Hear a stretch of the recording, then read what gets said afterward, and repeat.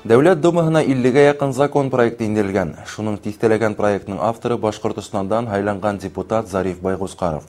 Зариф Закир улы үзенең һайлаучылары белән уңайы тура килгән һайын осраша һәм илдең югары закондар сыгару палатаһындагы эшләр белән таныштырып тора. Был юлы да ул Баймак районында бернисә авыл биләмәһендә булды. Онда социаль объектлардан торышы менән танышты. Шулай ук район активы менән осрашуда Бердәм Рәсәй фиркаһенә агза булып ингән яшьләргә таныклык тапшырды. Уның һуңында Зариф Байгускаров граждандарды кабул итте. Депутатка төрле өлкәләге һораулар менән 31 кеше мөрәҗәгать итте. Бүгенге көндә корып ауган агастың халык аларга хокугы бар. Бернинди дә чикләүләр юк. Бернинди дә акчатуга кирәкмәй. Балта менән дә баска алып барырга мөмкин, театрында барып алырга мөмкин. Шуның өчен менә шул закон буенча эшләгәнем.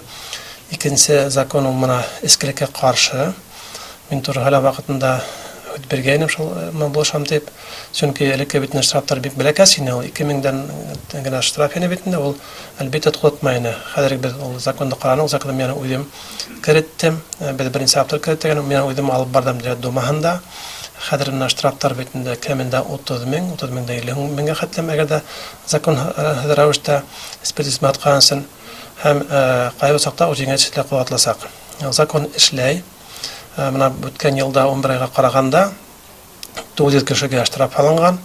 Бөтен 11 миллионга шул экспертиза аткансын һәм 66 җиңелчелек куатлаган. Әгәр дә кеше законда рәвештә хатып та тагында җылышына тагын хата икән, ул вакытта инде шул куатласак. Шулай ук Баймак районында законһыз сыгарылган таш һәм уга бәйле проблемаларда депутаттың игътибар үдәгендә кала. Унда нелегал эшләү дәүләткә һәм район бюджетына һалым түләмәү очраклары белән килешмәячәген белдерде.